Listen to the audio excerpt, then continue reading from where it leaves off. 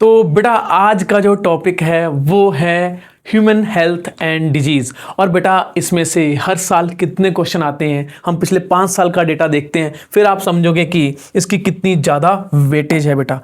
तो सबसे पहले आप देख सकते हैं कि 2021 में बेटा कितने क्वेश्चन आए थे, इसमें से 3 क्वेश्चन आए थे। ठीक है, इसके बाद जो है 22 में बेटा 3 क्वेश्चन आए थे, यानी कि 12 मार्क्स के क्वेश्चन आए थे। इसके बाद 23 में बेटा कितने क्वेश्चन आए थे, आप देख सकते हो हुपिंग 5 क्वेश्चन आए थे बेटा, किसमें से एक सिंगल चैप्टर से 20 मार्क्स का आना आप समझ सकते हो बेटा। ठीक है, इसके बाद जो है 24 में बेटा क्या है 4 क्वेश्चन आए, और यहां पे 25 में भी 4 क्वेश्चन आए बेटा। तो आप एक चीज समझ पा रहे हो यहां पे कि हर साल जो है 16 मार्क्स तो कहीं गए ही नहीं है। अगर मैं पिछले 5 साल का डेटा देखता हूं तो इस बार भी सेम ही एक्सपेक्टेशन है, वही 3 से 4, और हो सकता है बेटा 5 क्वेश्चन भी इसमें से आ जाएं, यानी कि आपके 20 मार्क्स के जो क्वेश्चन है और सिर्फ एक सिंगल चैप्टर से आते हैं। और ये चैप्टर ऐसा चैप्टर है जो कि रट्टाफिकेशन से तो बेटा नहीं होने वाला, एक चीज तो आप मान के चलो। ठीक है, अब 2-4 डिजीज के जो है पैथोजन के रट्टा मार सकते हो, बट अगर उसने पूछ लिया कि भाई सिम्टम्स क्या हैं तो बेटा आपको समस्याएं आ जाएंगी। तो अंडरस्टैंड करना है इस चैप्टर को। ठीक है, और आज अंडरस्टैंड करेंगे। मैं आपको पहले बता रहा हूं ये वाला जो चैप्टर है, क्योंकि बहुत बड़ा चैप्टर है, तो मैं इसको 2 पार्ट्स में डिवाइड कर रहा हूं, जो कि आज ही हम कवर करने वाले हैं। ठीक है, पहले वाले जो पार्ट में बेटा हम करेंगे डिजीज के बारे में, उसमें पढ़ेंगे हम डिजीज हो गया जो है पैथोजेनिक डिजीज, पैथोजेंस हो गया, फॉर एग्जांपल हो गया हमारे साल्मोनेला टाइफी वाला जो है, फिर हम पढ़ेंगे पैरासाइट जो मलेरिया वाला जो है। ठीक है, इसके बाद हम पढ़ेंगे बेटा एंट अमीबा हिस्टोलाइटिका, यानी कि अमीबा डिजीज है। ये सारा बेटा हम आज कवर करने वाले हैं। साथ में हम एड्स को भी कवर करेंगे।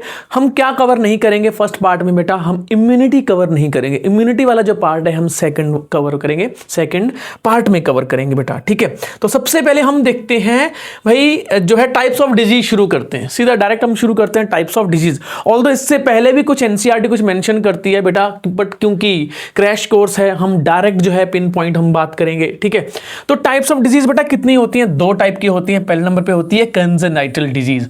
बेटा कंजेनाइटल डिजीज का मतलब होता है बाय बर्थ, यानी कि बर्थ से ही होती है।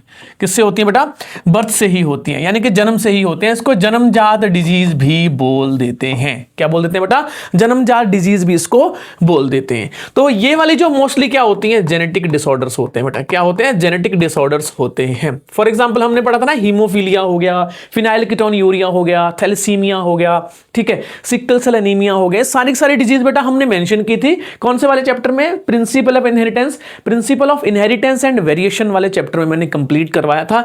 आप जाके उसको देख लेना, मैंने अच्छे से कवर करवाया हुआ है इसी क्रैश कोर्स वाले पार्ट में। ठीक है बेटा, फिर इसके बाद जो है दूसरे नंबर पे आती है एक्वायर्ड डिजीज।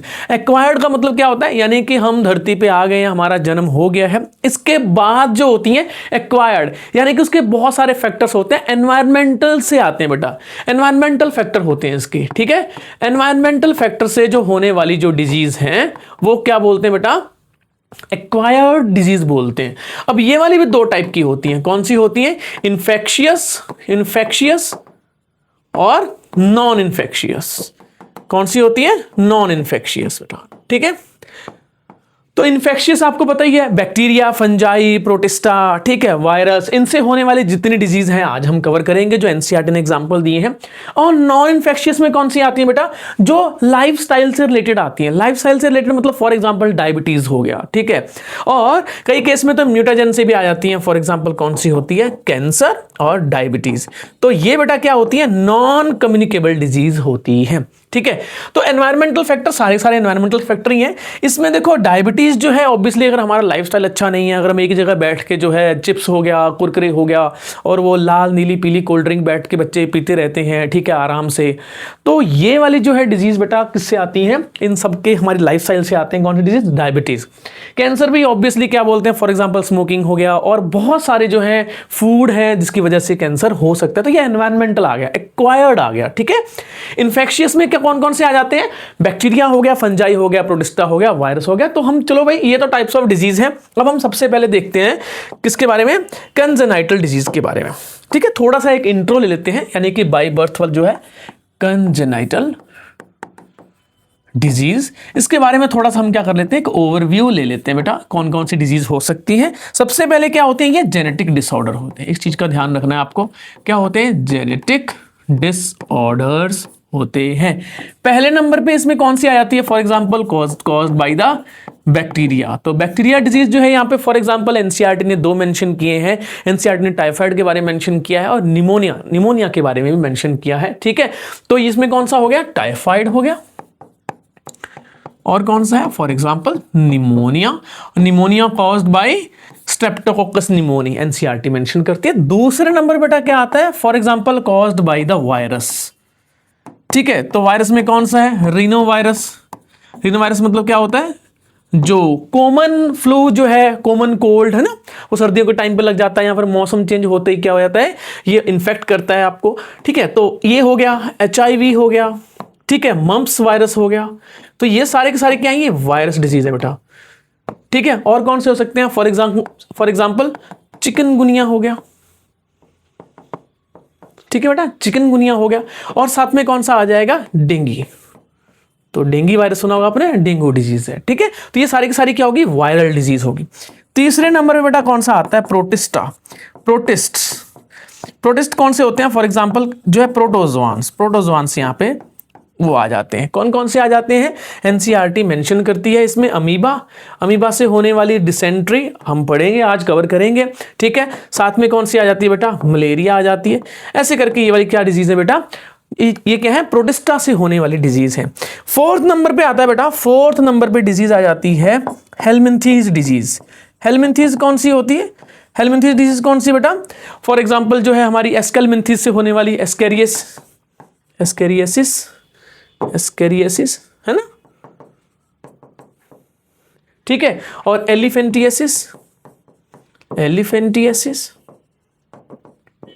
और बेटा कौन सी आ जाएगी हमारी, और कौन सी आ जाएगी इसमें, फॉर एग्जांपल जो है हमारी जो टेप वर्म से होने वाली बेटा, टेप वर्म डिजीज, ठीक है, टेप वर्म डिजीज।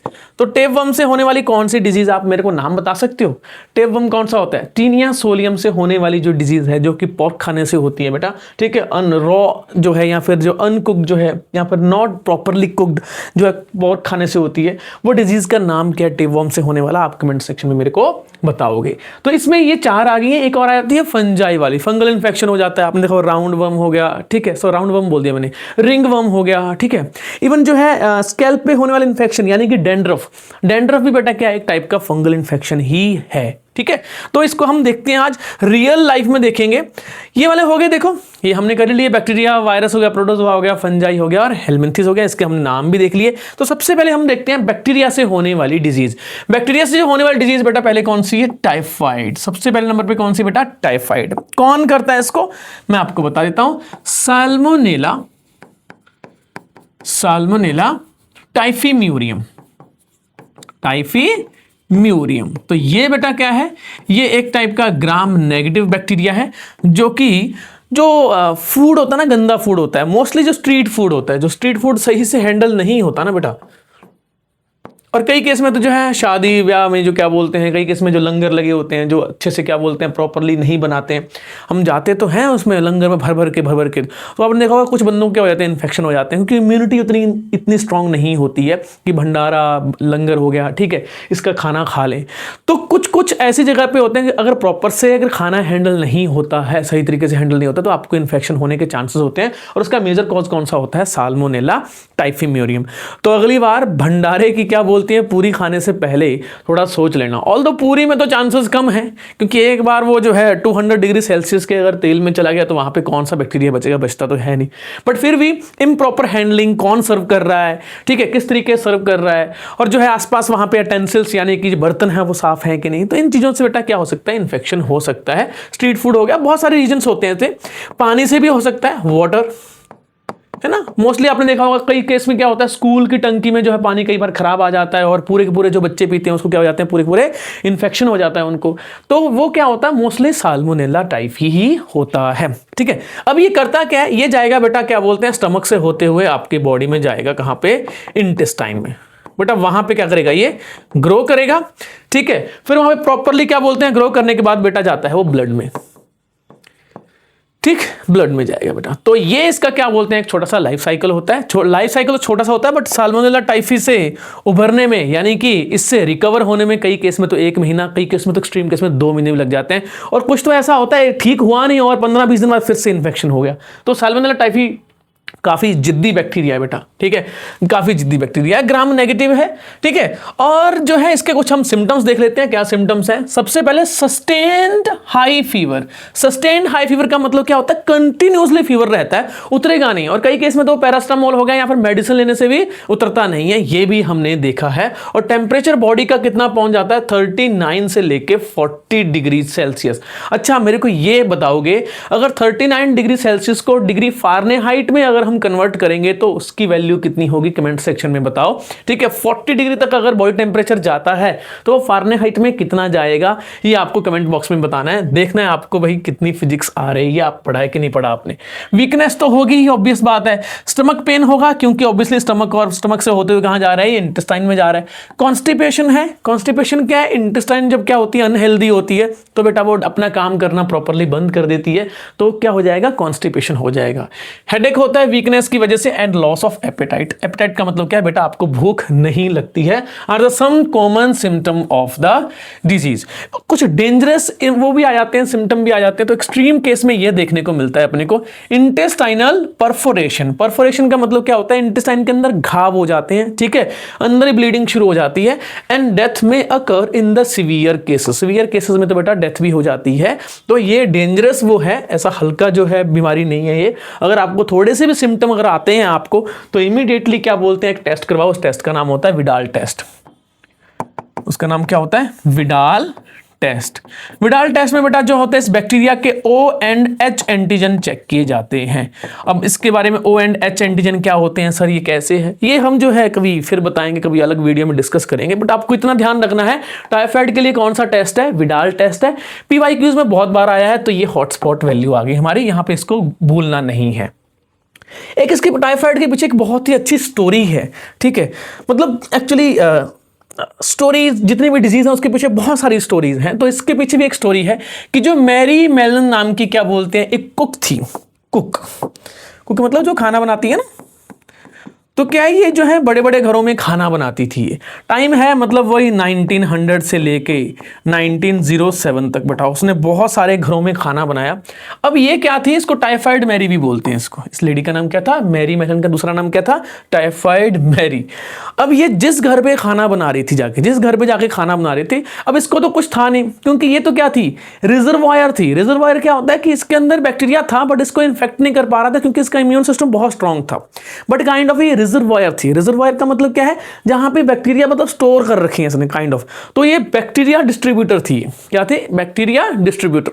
वो होता है ना, कुछ क्लास में आपने सुना होगा कि भैया इसके पास मत बैठो, इसके बालों में क्या लगी हुई है, जून लगी हुई है।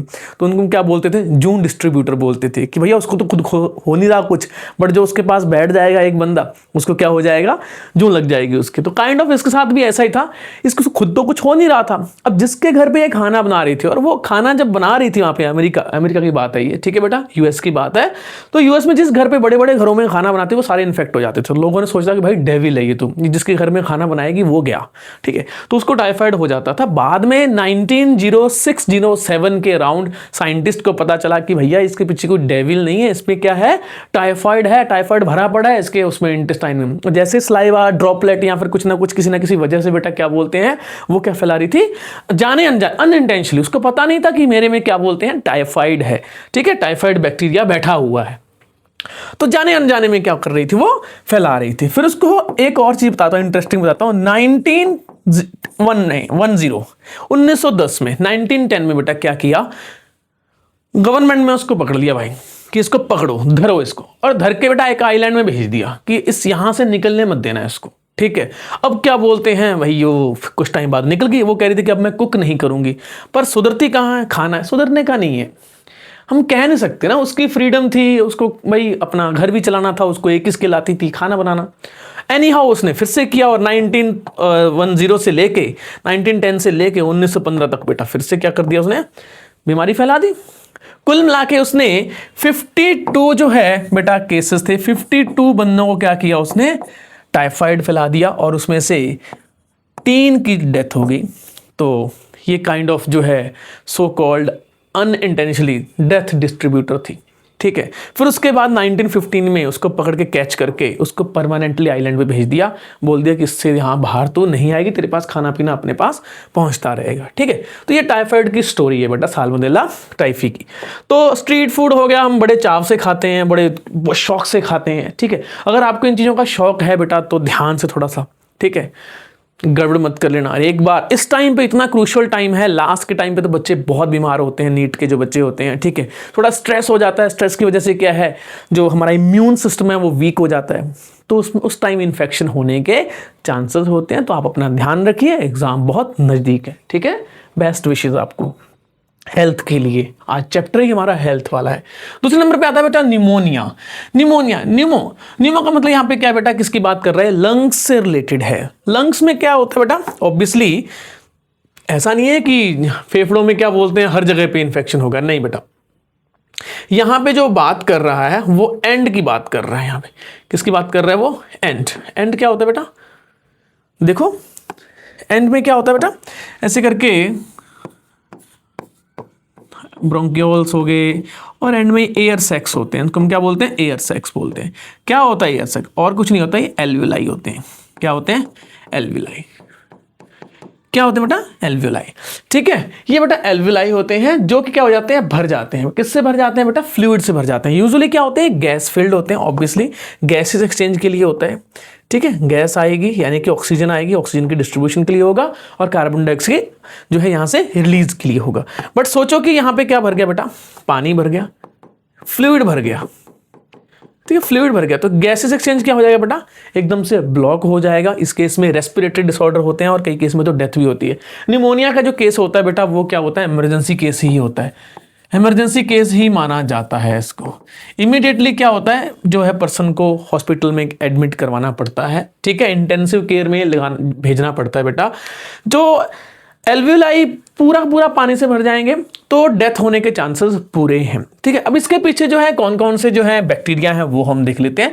स्ट्रेप्टोकोकस न्यूमोनी जो है बेटा वो एक ग्राम पॉजिटिव बैक्टीरिया है। आपने देखा होगा कि इसके बारे में किसने डिस्कस किया था, आपने पढ़ा भी था, मैंने आपको बताया भी था, मॉलिक्यूलर बेसिस ऑफ इनहेरिटेंस वाले चैप्टर में बताया था बेटा। मैंने बताया था कि जो है ग्रिफिथ ने इसको एक्सपेरिमेंट किया था। तो स्ट्रेप्टोकोकस न्यूमोनी भी क्या करता है बेटा, न्यूमोनिया करता है, ठीक है।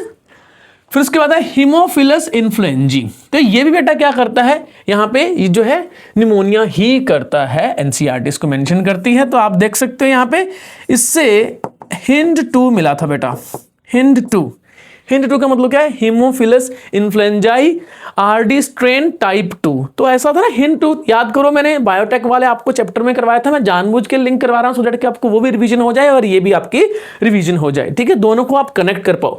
हीमोफिलस इन्फ्लुएंजा जो है इस बैक्टीरिया से सबसे पहले आइसोलेट किया गया था रिस्ट्रिक्शन एंडोन्यूक्लियस एंजाइम, ठीक है बेटा। तो इस चीज को याद कर लेना, ये जस्ट आपकी इंफॉर्मेशन के लिए था। अब हम देखते हैं कि होता क्या है इसमें, इसके सिम्टम्स क्या हैं। चलो भाई सिम्टम्स देखते हैं इसके, इस डिजीज के। As a result of the infection, the alveoli get filled with the fluid, leading to the severe problem in the respiration. Severe problem होती है, obviously emergency case होता है, सीधी सी बात है, ICU में भर्ती होते हैं, सीधी सी बात खत्म। The symptoms of the pneumonia include the fever, chills, fever आता है, टेम्परेचर बढ़ता है और एकदम से क्या बोलते हैं, बॉडी ठंडी भी हो जाती है, ठीक है। कफ कंटिन्यूसली आता है क्योंकि बॉडी जो होती है, जो फ्लूइड भरा होता है उसको बाहर निकालने की कोशिश कर रही होती है, और कांस्टेंट क्रॉनिक कफ होती है, हटती ही नहीं है। और हेडेक क्यों होता है, ऑब्वियस बात है बेटा, जो है ब्रेन के पास अगर ऑक्सीजन कम पहुंचेगी तो हेडेक तो होना ही है। In severe cases lips and fingernails में turn grey to bluish in the colour. ऐसा क्यों बोला इसने, क्योंकि ऑक्सीजन की जो सप्लाई है वो ब्लड, और जो ब्लड में ऑक्सीजन की सप्लाई है यानी कि इतनी कम हो जाती है, कंसंट्रेशन इतनी कम हो जाती है कि पूरी बॉडी में जो है ऑक्सीजन का डिस्ट्रीब्यूशन क्या हो जाएगा, कम हो जाएगा, ठीक है। तो इस केस में जो लिप्स हो गया, फिंगर नेल्स हो गया, यहां पे ऑक्सीजन की डेफिशिएंसी आपको डायरेक्ट देखने को मिल जाएगी, जो कि ग्रे टू ब्लूइश दिखते हैं, ठीक है। ऑब्वियसली इमरजेंसी केस है, सांस रुकेगी तो बंदे की डेथ हो सकती है, तो निमोनिया एक इमरजेंसी केस है। कौन कौन से हमने पढ़े यहाँ पे, Streptococcus pneumonia and Haemophilus influenzae, ये निमोनिया करते हैं, ठीक है बेटा, इसके बारे में आपको ध्यान रखना है। तो ये हो गया हमारा जो है 2 बैक्टीरियल डिजीज होगी। और कौन सी बैक्टीरियल डिजीज है बेटा, क्या आप मेरे को बता सकते हो, अदर बैक्टीरियल डिजीज। तो बेटा अदर बैक्टीरियल डिजीज कौन सी है, ये आप जो है मेरे को कमेंट बॉक्स में बताओगे, और कौन सी डिजीज हो सकती है। क्या जो है अगर हम बात करते हैं डिसेंडी क्या बोलते हैं, मेनिंजाइटिस बेटा ये जो डिजीज है इसको कौन सा बैक्टीरिया करता है, क्या आप मेरे को ये बता सकते हो। कुछ एसटीडीज भी होती हैं, ठीक है, कुछ एसटीडीज भी ऐसी हैं जो कि कौन करता है, बैक्टीरिया करता है, वो जो है रिप्रोडक्टिव हेल्थ वाले जो है चैप्टर में ये मेंशन है। तो बेटा मेरे को आप बताना है कमेंट बॉक्स में, ठीक है। आगे बढ़ते हैं हम, ये तो हो गया हमारा बैक्टीरियल डिजीज का हो गया। दूसरे नंबर पे हम आते हैं वायरल डिजीज पे, ठीक है। तो वायरल डिजीज में एनसीईआरटी पहले मेंशन करती है बेटा रीनो वायरस या फिर राइनो वायरस। बेटा ये हर साल होता है, हर साल कोई ना कोई बंदा इससे पीड़ित होता ही होता है, खास करके जब सर्दियां आने वाली होती हैं। तो आपने सुना होगा जब वो अक्टूबर के टाइम पे होता है, ठीक है, और उस टाइम पे पॉल्यूशन भी बहुत ज़्यादा होता है। वो जो हमारी क्या बोलते हैं दिवाली आने वाली होती है, उस टाइम पे बहुत बंदों के बुरे हाल होते हैं। कुछ बंदों को एलर्जी हो जाती है, कुछ बंदों को फीवर हो जाता है, कुछ बंदों को फ्लू हो जाता है। तो ये कॉमन कोल्ड फ्लू है बेटा, कॉमन कोल्ड फ्लू है, कॉमन कोल्ड फ्लू, ठीक है, कॉमन कोल्ड कॉज करता है। अब कॉमन कोल्ड जो है ये भी क्या करेगा, ये भी जो है हमारे रेस्पिरेटरी ट्रैक्ट को इन्फेक्ट करेगा, बट इसकी खासियत ये है कि ये लोअर ट्रैक्ट को इन्फेक्ट नहीं करता बेटा, ये लोअर ट्रैक्ट को इन्फेक्ट नहीं करता है। तो ये किसको इन्फेक्ट करता है बेटा, ये अपर रेस्पिरेटरी जो है ट्रैक्ट को इन्फेक्ट करेगा, ठीक है, अपर रेस्पिरेटरी ट्रैक्ट को इन्फेक्ट करता है। यानी कि जो ये वाला जो है ना, जो ऊपर की जो ब्रोंकस है बेटा, उसको जो क्या करेगा, ये इन्फेक्ट करेगा अपर को। और जो है खास करके लैरिंग्स हो गया, फेरिंग्स हो गया, वहां पे भी उसका इन्फेक्शन बढ़ सकता है। तो क्या है, rhinovirus represent are one such group of viruses which cause one of the most infectious human element that is called common cold. सबसे ज्यादा होता है ऑब्वियसली, नाक लाल हो जाती है, बहता है, स्नीजिंग, खांसना, ये सब कुछ क्या बोलते हैं बेटा, जो इन्फेक्शन के जो क्या है सिम्टम्स हैं। They infect the nose and the respiratory passage but not the lungs. अब यहाँ पे लंग्स की बात है कि ये लंग्स पे क्या नहीं करेगा, ये रेस्पिरेटरी ट्रैक्ट को कर सकता है ये, बट लंग्स को क्या करेगा, इन्फेक्ट ये नहीं करते हैं ये वायरस, ठीक है।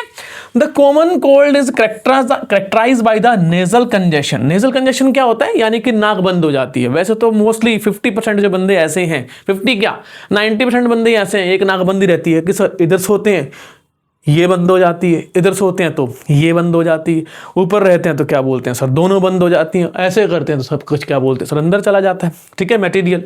तो वो क्या होती है, नेजल कंजेशन होती है। इसमें तो स्मेल ही नहीं आती, पता ही नहीं चलता, खाने पीने किसी की स्मेल नहीं आती बेटा, ठीक है। एंड डिस्चार्ज कंटिन्यूसली क्या बोलते हैं, 11 नंबर बहती रहती है इसमें, ठीक है। सोर थ्रोट का मतलब क्या है गला थोड़ा सा क्या होता है, खराश हो जाती है। होर्सनेस, आपको बोलने में क्या जाएगा, थोड़ा सा भारीपन सा लगेगा, अजीब सी आवाज हो जाएगी, इसको हम क्या बोलते हैं, होर्सनेस बोलते हैं। कफ, हेडेक, टायर्डनेस, सारा दिन वीकनेस रहेगी क्योंकि ऑब्वियसली रेस्पिरेटरी ट्रैक अच्छे से काम नहीं कर रहा है। विच usually last for the 3 to 7 days। अब डेटा ये पूछा जा सकता है, डेटा ये पूछा जा सकता है। दो डेटा अपने को यहां पे मिल रहे हैं कि सबसे पहले तो ये क्या है, लंग्स को इन्फेक्शन नहीं करता, ये रेस्पिरेटरी पासेज या रेस्पिरेटरी ट्रैक को इन्फेक्ट करता है और नोज को इन्फेक्ट करता है, ठीक है। और दूसरा डेटा कौन सा है कि इसके जो सिम्टम्स हैं वो 3 to 7 days होते हैं। पूछ लिया जाता है कि जो कॉमन कोल्ड है उसको कॉज करने वाला वायरस कौन सा है, तो बेटा कौन सा है, वो रीनो वायरस है, ठीक है। तो ये 2-3 डेटा को आपको ध्यान रखना है। क्या और भी कोई वायरस होते हैं, ऑब्वियसली और भी वायरस कौन कौन से डिजीज है मैं आपको नाम बता देता हूं, ठीक है। कुछ जो है नाम आपको बताने हैं। वायरल डिजीज, सर पर वायरल तो वीडियोस होती है ना, वायरल बेटा डिजीज भी होती है, ठीक है। वायरल वीडियो अच्छी लगती है, वायरल इन्फेक्शन बेटा बहुत डेंजरस होते हैं, ठीक। तो चलो भाई, इसमें तो सबसे फेमस कौन सा है, HIV कॉज द एड्स, ठीक है। आज हम उसको डिटेल में पढ़ने वाले हैं बेटा, ठीक है। फिर दूसरे नंबर पे क्या आता है बेटा, दूसरे नंबर पे आ जाएगा जी इसमें मम्प्स वायरस। कौन सा वायरस है बेटा, मम्प्स वायरस हो गया। तीसरे नंबर पे कौन सा है, चिकनगुनिया वायरस। फोर्थ नंबर पे कौन सा है बेटा, डेंगू वायरस। और बहुत ही फेमस जो है अभी जो चला था वो कौन सा था, कोविड-19, ये आ जाएगा वायरस, ठीक है। 6th नंबर पे बेटा कौन सा है, हमारा जो herpes virus, herpes simplex type 1 और टाइप 2, टाइप 1 एंड टाइप 2 दोनों वायरस आ जाते हैं बेटा। ये सारे के सारे क्या हैं, ये वायरल डिजीज हैं। मम्प्स के बारे में काफी क्वेश्चन पीवाईक्यूज में पूछे गए हैं, क्योंकि इसका जो है जिक्र, मम्प्स वायरस का जो यहाँ पे जिक्र है यहाँ पे नहीं है, इसको मेंशन किया गया बायोलॉजिकल क्लासिफिकेशन वाले चैप्टर में। तो वहां पे जाके आप कनेक्ट कर सकते हो, लिंक को जो है इस टॉपिक को लिंक कर सकते हो। हम सिर्फ ह्यूमन हेल्थ एंड डिजीज पढ़ रहे हैं। अब आपसे मैं क्वेश्चन पूछता हूं, क्या कुछ प्लांट के वायरस भी होते हैं? अगर प्लांट के वायरस हैं तो आपके सिलेबस में जो मेंशन है, बताओ 2 वायरस, जो प्लांट के वायरस जो मेंशन है आपके सिलेबस में कौन कौन से हैं? कमेंट बॉक्स में मेरे को बता दोगे, ठीक है। अच्छा, एक बहुत ही फेमस जो है बेटा कौन सा है? Rabies virus. कौन सा है? Rabies virus. तो रेबीज भी क्या है बेटा, जो कि एक डेथ वारंट है। डेथ वारंट का मतलब क्या है? अगर एक बार हो गया बस काम खत्म, दैट्स इट। एक बार सिम्टम्स आ गए काम खत्म, नो क्योर, प्रिवेंशन है ओनली। तो रेबीज वायरस जो है, ठीक है। तो ये सारी की सारी हमने वायरल डिजीज की हैं। क्या और किसी वायरल डिजीज के बारे में आप जानते हो? मेरे को कमेंट बॉक्स में बेटा बता दोगे, ठीक। चलो भाई, अब तो ये तो हो गया हमारा वायरल डिजीज हो गया। अब हम बात करते हैं प्रोटोजोआंस की। तो प्रोटोजोआंस में बेटा कौन सा सबसे पहले नंबर पे आता है? मलेरिया। तो मलेरिया कौन कॉज करता है? सबसे पहले बेटा मलेरिया की जो स्पीशीज है वो कौन सी है? प्लाज्मोडियम है। तो प्लाज्मोडियम की यहाँ पे कितनी स्पीशीज का मेंशन किया हुआ? Plasmodium vivax, Plasmodium malaria and the Plasmodium falciparum. Falciparum बेटा क्या होती है? वो बहुत डेंजरस होती है, मेलाइनेंट मलेरिया कॉज करती है। कौन? Plasmodium falciparum, the most serious. बेटा ये बहुत सीरियस होता है, क्योंकि इस केस में क्या है? कंटिन्यूसली फीवर रहता है इसके। कंटिन्यूसली क्या रहेगा बेटा? फीवर रहेगा इससे। ये इस चीज का ध्यान रखना, कंटिन्यूसली फीवर रहता है इसमें, फीवर उतरता ही नहीं है। बाकी जो मलेरिया होते हैं उसमें क्या होता है? हर तीसरे दिन पे क्या होता है? मलेरिया ऐसे फीवर चढ़ता है ऐसे करके, ठीक है। ऐसे मतलब फ्रीक्वेंसी आती है। इसमें क्या होता है बेटा? हर तीसरे दिन क्या आती है? फ्रीक्वेंसी आती है। 2 दिन का रेस्ट रहता है, फिर तीसरे दिन फीवर आता है। 2 दिन का रेस्ट रहता है, फिर तीसरे दिन फीवर आता है। और फीवर क्यों आता है? वो चिल्स और फीवर आते हैं। पहले क्या आएगा बेटा? चिल होगा, यानी कि एकदम से बॉडी टेम्परेचर डाउन चला जाएगा, ठंड लगेगी बहुत सारी बॉडी को, ठीक है। ऐसा लगेगा कि भरी गर्मी में ठंड लगती है और ऐसा लगता है कंबल ओढ़ लो। फिर उसके बाद दूसरे नंबर पे क्या है? उसके बाद जब चिल होगा, यानी कि बहुत चिल्स होगा, ठंडा लगेगा, उसके बाद एकदम से क्या हो जाएगा? फीवर चढ़ जाएगा, फिर फीवर उतर जाएगा, फिर 2 दिन रेस्ट रहेगा। तो ये कंटिन्यूसली बाकी में चलता रहता है। बट जो है ये वाले में प्लाज्मोडियम फेल्सीपेरम में वो कंटिन्यूसली फीवर रहता है, उतरता ही नहीं है फीवर, तो वो सबसे डेंजरस होती है, ठीक है। अफ्रीका में और जो है हमारे इंडिया में जो नॉर्थ ईस्ट में, यानी कि जहाँ पे ट्रॉपिकल रेन फॉरेस्ट है, वहाँ पे सबसे ज़्यादा जो है प्लाज्मोडियम फेल्सीपेरम का क्या है? इन्फेक्शन है। वहाँ पे पूरी की पूरी एंडेमिक है। अब ये होता कैसे है? कौन कॉज करता है? कैसे कॉज होता है? वो हम देखते हैं। एक चीज तो अपने को क्लियर पता है, एक चीज तो क्लियर पता है कि ये मच्छर से फैलता है। कौन से मच्छर से फैलता है? Female Anopheles. फीमेल एनाफिलीज, क्या स्पेलिंग है इसकी? अजीब सी स्पेलिंग है, तो आप समझ लेना, आप भावना समझ जाना मेरी, ठीक है। तो फीमेल एनाफिलीज, बेटा जो फीमेल एनाफिलीज होती है मस्कीटो है। ऑब्वियसली ये क्या है? मस्कीटो है, ठीक है। अब मस्कीटो को क्या बोलते हैं? अपने एग के न्यूट्रिशन के लिए प्रोटीन्स चाहिए होते हैं। तो वो क्या करेगा? जो मेल मस्कीटो होता है ना, मेल एनाफिलीज होता है, वो तो क्या करता है? वो बेचारा अपना फूलों पे, पत्तियों पे वो रस चूस रहा होता है, ठीक है। फिर जो फीमेल मस्कीटो है वो बेटा फिर क्या बोलते हैं? खून चूस रही होती है। क्यों खून चूस रही होती है? क्योंकि उसको एग के न्यूट्रिशन के लिए क्या चाहिए होता है? प्रोटीन्स चाहिए होते हैं, ठीक है। तो मस्कीटो क्या करेगी? ऑब्वियसली जब वो इन्फेक्ट करेगी, इन्फेक्ट नहीं मतलब जो है फॉर एग्जाम्पल वो बाइट करेगी, ब्लड सक करेगी, ठीक है। तो ब्लड सक करने के बाद बेटा क्या होता है? जब वो ब्लड सक कर रही होती है, बाइट कर रही होती है, उसी टाइम इन्फेक्शियस कौन से होते हैं? Infectious stage. किसकी इन्फेक्शियस स्टेज? मलेरिया पैरासाइट की इन्फेक्शियस स्टेज क्या होती है? वो ह्यूमन ब्लड में एंटर कर जाती है। अब कैसे होती है इसका पूरा हम लाइफ साइकिल देखने वाले हैं, ठीक है। ह्यूमन ब्लड में एंटर कर जाएगी। बता सकते हो इन्फेक्शियस स्टेज कौन सी होती है? बेटा ये PYQ है, स्पोरोजोइट्स होती है। ये PYQ है बेटा, ध्यान रखना, ये PYQ है। तो यहाँ पे गड़बड़ मत कर देना, आप मिस्टेक मत कर देना यहाँ पे, ठीक है। स्पोरोजोइट्स है। आगे बढ़ते हैं, इसका हम पूरा लाइफ साइकिल देखते हैं, जैसे कि NCERT ने मेंशन किया। देखो मलेरिया जो है प्लाज्मोडियम कॉज करता है।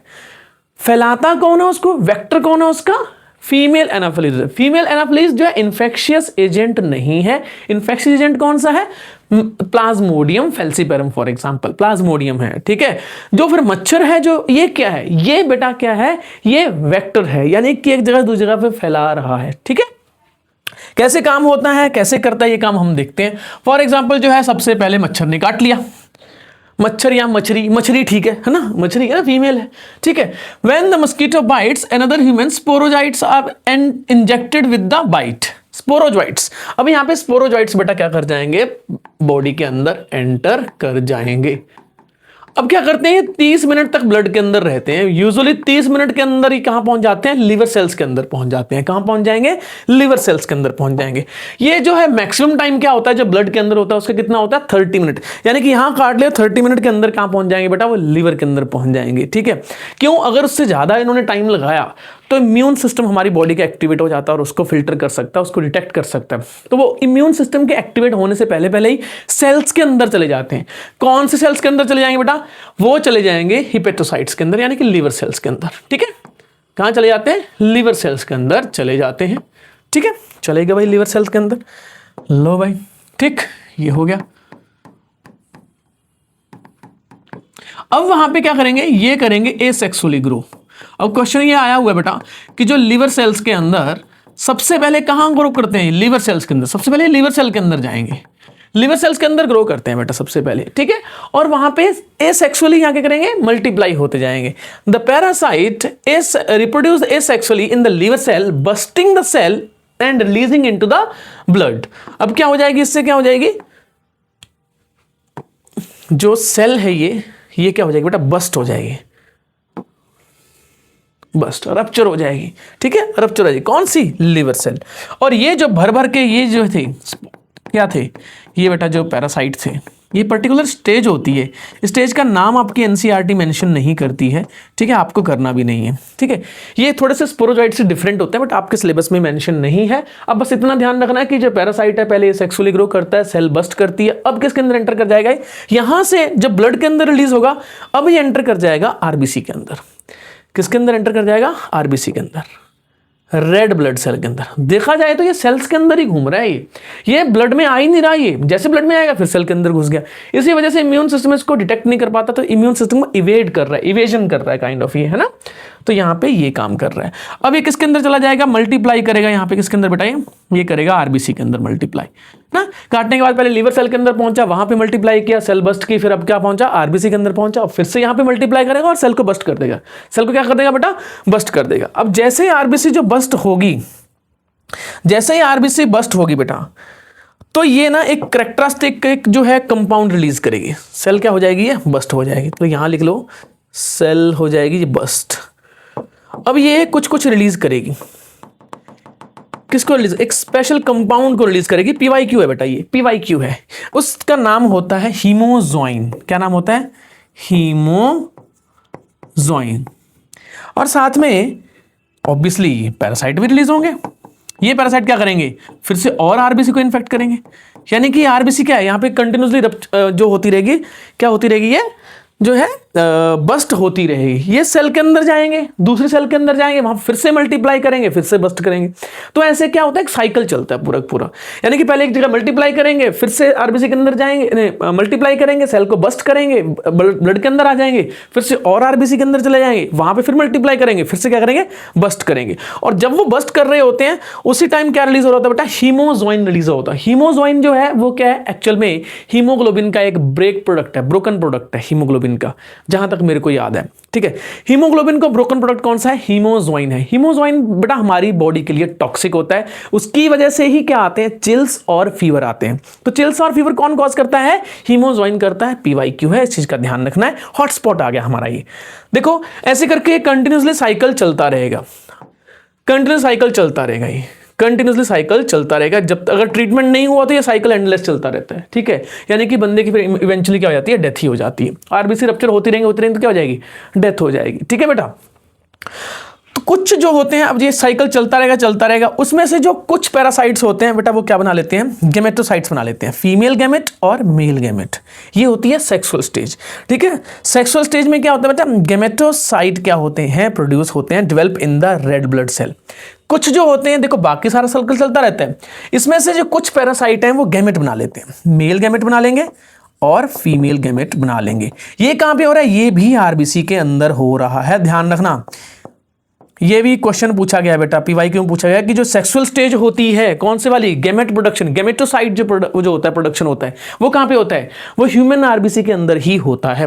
अब वो ह्यूमन आरबीसी के अंदर बेटा क्या बोलते हैं, बैठ जाएगा जाके, ठीक है। अब क्या होगा, बैठ जाएगा भाई, ये लो। एक्चुअली ये जो है ना रिंग शेप स्ट्रक्चर बनाता है, आपके सिलेबस में नहीं है, ठीक है। अब क्या होता है, जैसे ही एक और वही दोबारा आएगा, ठीक है, दोबारा क्या आएगा, बाइट करेगा मस्कीटो। अब जो है जिस आरबीसी के अंदर क्या था बेटा, ये गैमेटोसाइट्स थे, ठीक है, वो चले जाएंगे किसके अंदर बेटा, मच्छर के अंदर, मच्छर के अंदर नहीं, मछली के अंदर। अब मछली के अंदर क्या करेंगे बेटा, वो जाएंगे मिडगट में। कहाँ जाएंगे, मिडगट में जाएंगे। कहाँ जाएंगे बेटा, मिडगट में जाएंगे। कहाँ जाएंगे, मिडगट में जाएंगे। तो मैं ऐसे बना रहा हूँ, आप भावना समझ जाओ, ये मच्छर नहीं है बट समझ लो आप। ब्लड सक किया, ब्लड सक करने के बाद जो आरबीसी अंदर चली गई, आरबीसी के अंदर क्या थे बेटा, आरबीसी के अंदर थे क्या, गैमेटोसाइट, ठीक है। यहाँ पे डाइजेस्ट होगा, आरबीसी डाइजेस्ट हो जाएगी और जो है वो जो गैमेटोसाइट्स क्या हो जाएंगे बेटा, बाहर आ जाएंगे। ये गैमेटोसाइट क्या करते हैं, फ्यूज करते हैं।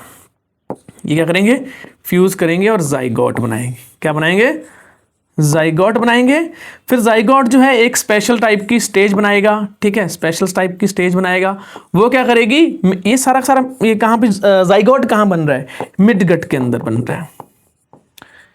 किसके अंदर बन रहा है बेटा, मिडगट के अंदर। एनसीईआरटी मेंशन नहीं करती, एनसीईआरटी सिर्फ गट बोल रही है, बट आप समझ जाना है ये हो गया बेटा मिडगट। तो यहाँ पे क्या हो गया, देखो गैमेटोसाइट ने देखो क्या कर लिया, यहाँ पे देख सकते हो क्लियर कट दिया हुआ है, देखो स्पर्म जैसी स्ट्रक्चर दी हुई है और ये दिया हुआ है। तो यहाँ पे क्या हो रहा है, ये फर्टिलाइजेशन हो रहा है। तो फर्टिलाइजेशन कहाँ पे हो रहा है, मच्छर के अंदर मिडगट में हो रहा है, ठीक है। अब ये जो है मिडगट में मच्छर के अंदर फर्टिलाइजेशन होने के बाद एक स्पेशल स्टेज बनती है, ठीक है, जो कि मिडगट को रप्चर करते हुए पहुंच जाती है सेलिवरी ग्लैंड के पास, सेलिवरी ग्लैंड्स में पहुंच जाती है। कहाँ पहुंच जाती है बेटा, सेलिवरी ग्लैंड्स के पास पहुंच जाती है, सेलिवरी नहीं सेलिवरी, ठीक है, सेलिवरी ग्लैंड्स के पास पहुंच जाती है। और वो कौन सी स्टेज बना लेती है, स्पोरोजॉइट बना लेती है। अब बन जाती है स्पोरोजॉइट। क्या बन जाती है, स्पोरोजॉइट। तो यहाँ पे स्पोरोजॉइट फिर से सेलिवरी ग्लैंड में आ गया। अब फिर से वही काम होगा, जैसे क्या बोलते हैं, वो कट करेगा, बाइट करेगा, ये जो है मच्छरी बाइट करेगी, ठीक है। तो ये स्पोरोजॉइट्स ह्यूमन ब्लड के अंदर पहुंच जाएंगे और ये साइकिल चलता रहेगा। अगर आप देखोगे ध्यान से तो अपना ये कंप्लीट लाइफ साइकिल 2 होस्ट में कंप्लीट करता है, ठीक है। हमारे केस में डिजीज कॉज करता है, मच्छर के केस में ऐसा कुछ भी नहीं है, कोई डिजीज वहां पे कॉज नहीं करता है, ठीक है। तो ओवरव्यू कर लो आप, ओवरव्यू कर लेते हैं हम, साइड में लिख लेते हैं, आपके काम आएगा बेटा। सबसे पहले जो है मच्छर, मस्कीटो से क्या हुआ बेटा, यहां पे स्पोरोजॉइट्स रिलीज हुए, उसने काटा, बाइट किया, ठीक है, बाइट से sporozoites inside the human body, ठीक है। और कहां पहुंचेंगे बेटा, लिवर सेल्स के अंदर पहुंचेंगे। कहां पहुंचेंगे, तो लिवर सेल्स के अंदर पहुंचेंगे। तो ऐसे करके आप लिवर सेल्स के अंदर देख लेना ही, तो ये लिवर सेल के अंदर पहुंचेंगे, ठीक है। लिवर सेल के अंदर पहुंच के क्या करेंगे बेटा, ये इन्फेक्शन करेंगे, एसेक्सुअली मल्टीप्लाई करेंगे। फिर यहाँ पे क्या हो जाएगा बेटा, रिलीज हो जाएंगे ब्लड के अंदर, रप्चर कर देंगे किसको, हिपेटोसाइट्स को, यानी कि लिवर सेल्स को, ठीक है। लो भाई रप्चर हो गया, कहाँ पहुंचा, ये आरबीसी में पहुंचा। कहाँ पहुंच गया, आरबीसी में। और वही आरबीसी में भी सेम साइकिल चलता रहेगा, आरबीसी भी क्या कर देंगे, रप्चर कर देंगे। कौन कर देंगे, ये पैरासाइट। एसेक्सुअली यहाँ पे क्या हो रहा है बेटा, मल्टीप्लाई कर रहा है। डिफरेंट, इस सेल के अंदर इसकी अलग स्टेज होती है, सेल के अंदर इसकी अलग स्टेज होती है, नाम होता है, बट आपको ये नाम याद नहीं करने कि स्टेज पे इस पैरासाइट का नाम क्या है, स्टेज का नाम क्या है, क्योंकि एनसीईआरटी मेंशन नहीं करती है। आपको बस ध्यान रखना है कि स्पोरोजॉइट्स होते हैं, ठीक है। स्पोरोजॉइट्स क्या करते हैं, मच्छर से आते हैं, सेलिवरी ग्लैंड से, और कहाँ पहुंच जाते हैं, लिवर सेल के अंदर पहुंच जाते हैं। फिर यहाँ से रिलीज होगा, वही चीज चलती रहेगी यहाँ पे, ठीक है। लो भाई, और साथ में क्या होगा, हीमोजोइन रिलीज होगा। हीमोजोइन क्या करेगा बेटा, हीमोजोइन ये टॉक्सिक होता है, ये क्या करता है, चिल्स एंड फीवर करता है।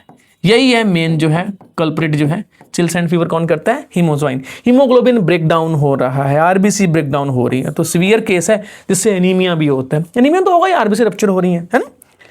अब क्या होगा, कुछ सेल्स जो होती हैं, कुछ आरबीसी सेल्स के अंदर क्या होगा बेटा, ये सम साइकिल चलता रहेगा, इधर ये साइकिल चलता रहेगा, ये कंटिन्यूसली साइकिल क्या होता रहेगा, ये चलता रहेगा, ये चलता रहेगा। अब कुछ आरबीसी के अंदर क्या बन जाते हैं बेटा, ये बन जाते हैं जी हमारे मेल और फीमेल गैमेट बन जाते हैं, ठीक है, मेल और फीमेल गैमेट बन जाएंगे।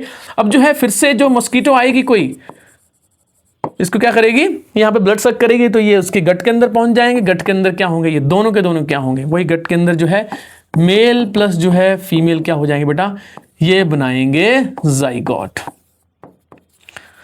अब ये जो है गट को यहाँ पे छोड़ देंगे और पहुंच जाएंगे सेल्वरी ग्लैंड्स में, और वहां पे क्या बनाएंगे, फिर से क्या बनाएंगे बेटा, वही स्पोरोजोइट्स। ठीक है, स्पोरोजोइट्स फिर से मच्छर में पहुंच गए और ये साइकिल चलता गया। बस ये हो गया।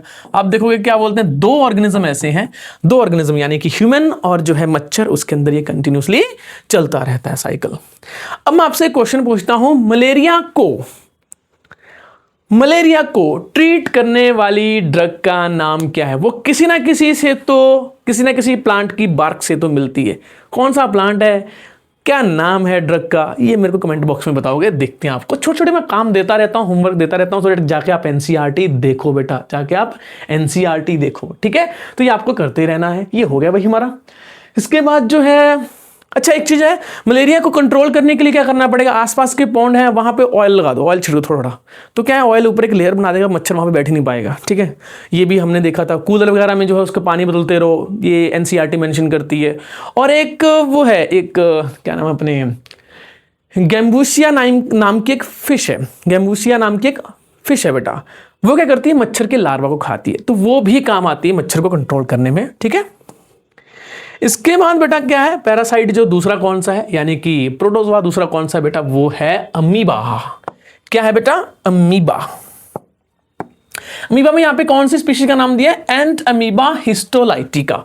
नाम से क्लियर है, एंट्रो मतलब क्या बोलते हैं यहां पे, एंट्रो मतलब गट, एंट्रो मतलब क्या होता है, गट।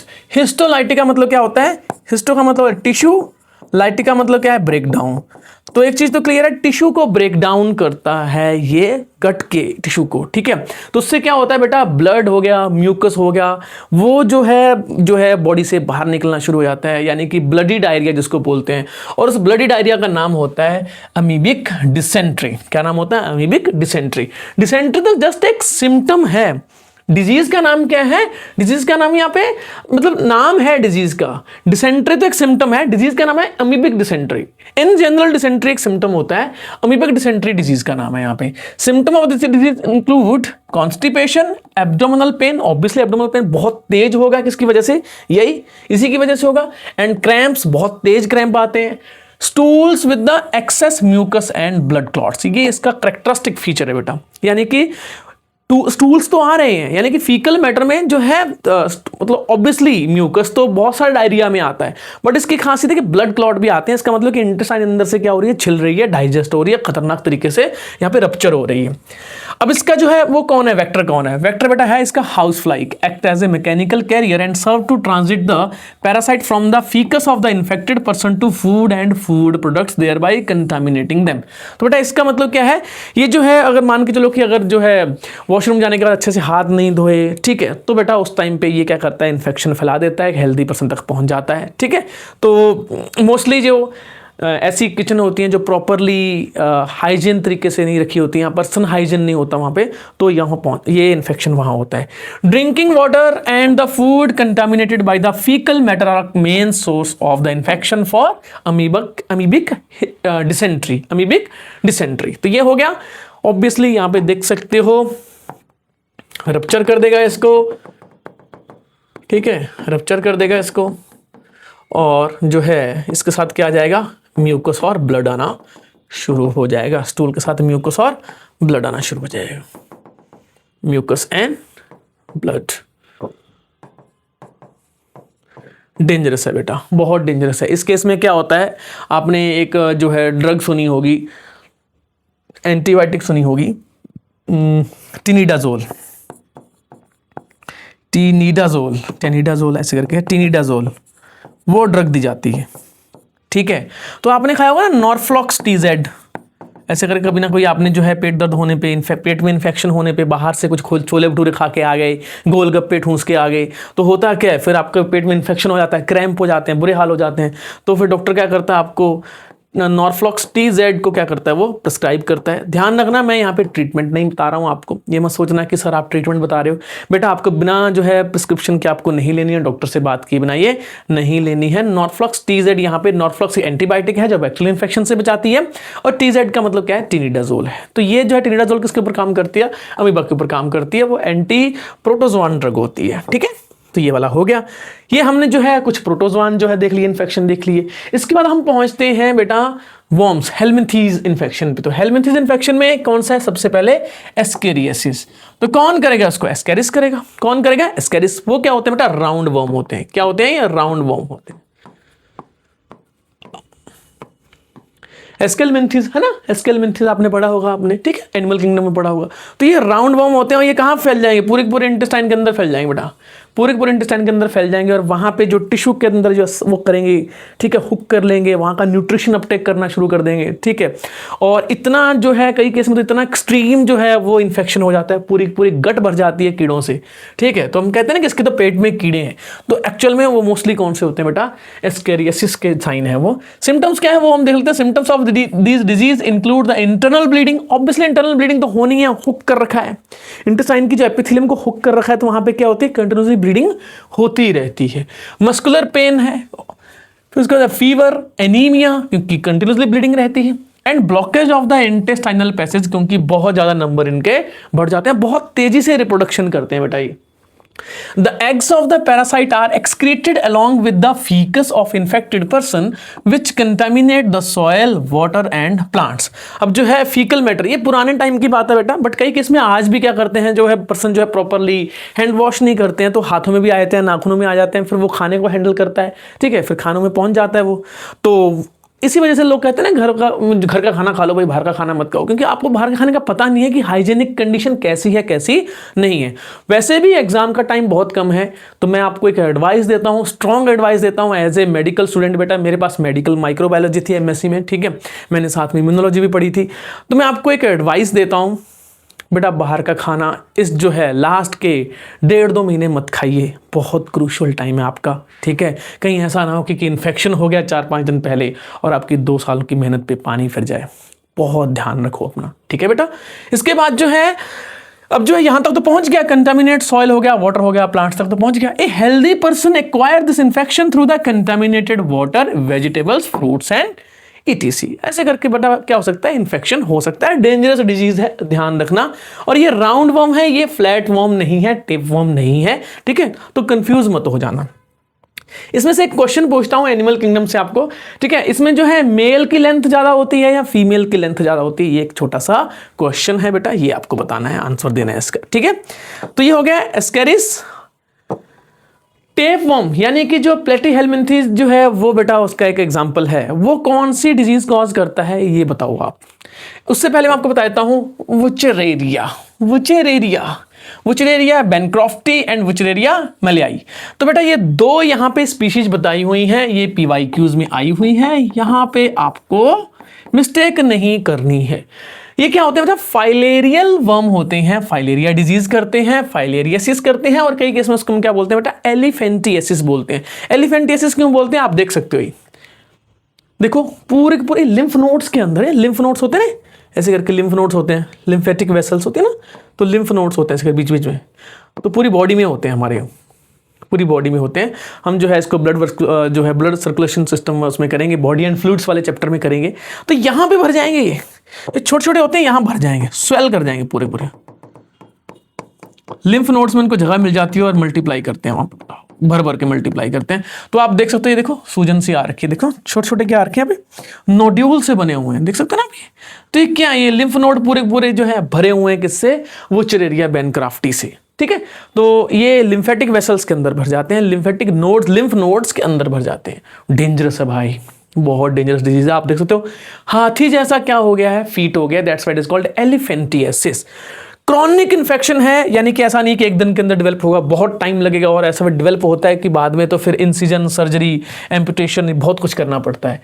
Slowly developing the chronic inflammation of the organs in which they live for many years, that's why it is called chronic inflammation, usually the lymphatic vessels of the lower limbs। तो मैंने आपको वही बताया है, ठीक है। and the disease is called elephantiasis, या फिर दूसरा नाम क्या है? फाइलेरियासिस।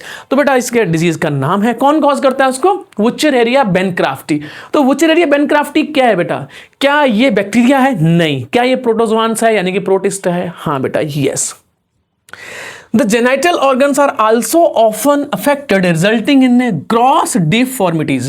Gross deformities का मतलब क्या होता है?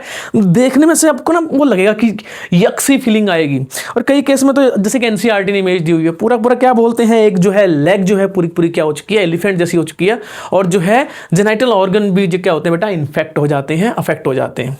The pathogens are transmitted to a healthy person through the bite by female, यहाँ पे फीमेल एनाफिलिस नहीं है, फीमेल मस्कीटो है. एनसीईआरटी इसका नाम मेंशन नहीं करती है Culex, but Culex female Culex बेटा जो होती है वो इसको फैलाती है. ठीक है, इसका लाइफ साइकिल एनसीईआरटी ने नहीं दिया है, तो हम क्रैश कोर्स पढ़ रहे हैं तो क्रैश कोर्स में इसका हम नहीं देखेंगे. ठीक, तो ये वाला हो गया. इसके बाद हम देखते हैं बेटा फंगल इन्फेक्शन. क्या देखते हैं बेटा, हम फंगल इन्फेक्शन देखते हैं. तो फंगल इन्फेक्शन में यहाँ पे एनसीईआरटी 3 जो है जेनरा यानी कि जीनस मेंशन करती है, माइक्रोस्पोरम, ट्राइकोफाइटोन एंड एपिडर्मोफाइटोन. ये तीनों के तीनों बेटा क्या होती हैं, फंजाई जो है जेनरा है ये सारे के सारे. ठीक है, फंजाई जेनरा है, फंगल डिजीज करते हैं. तो यहाँ पे जो डिजीज का नाम बताया क्या है, वो रिंग वर्म है. रिंग वर्म का मतलब क्या होता है बेटा, स्किन में ना देखो रिंग जैसी स्ट्रक्चर, देखो दिख रहा है ना आपको, देखो ये ऐसे, अगर आपकी जो स्किन में अगर ऐसे जो है रिंग जैसी अगर स्ट्रक्चर देखने को मिल रही है बेटा, तो ये सबक्यूटेनियस. सबक्यूटेनियस का मतलब क्या होता है, जस्ट स्किन के जस्ट नीचे की तरफ जो होती है बेटा ये पहुंच जाती हैं.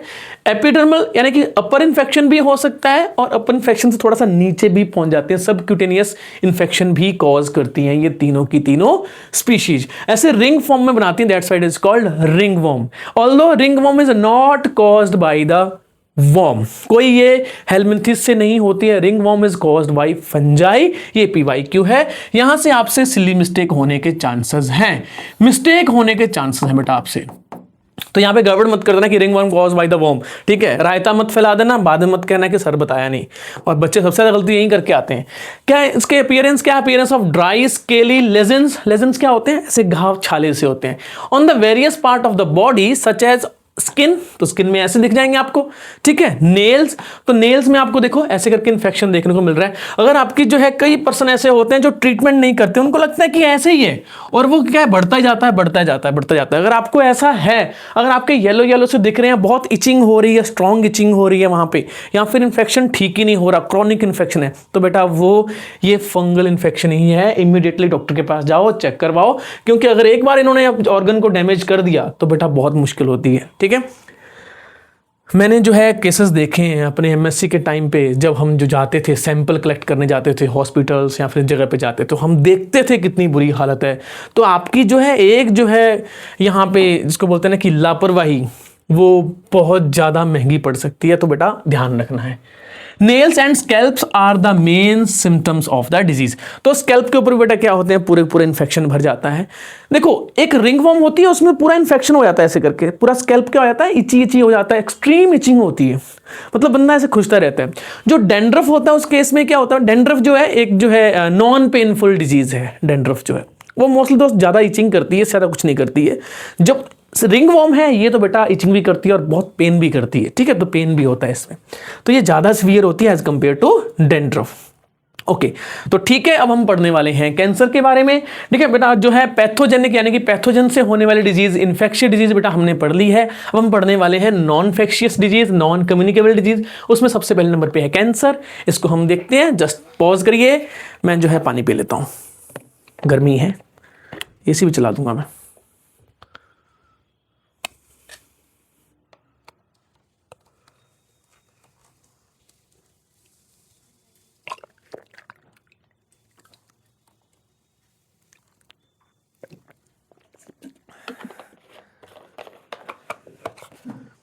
ठीक है बेटा, तो ये हो गया हमारा.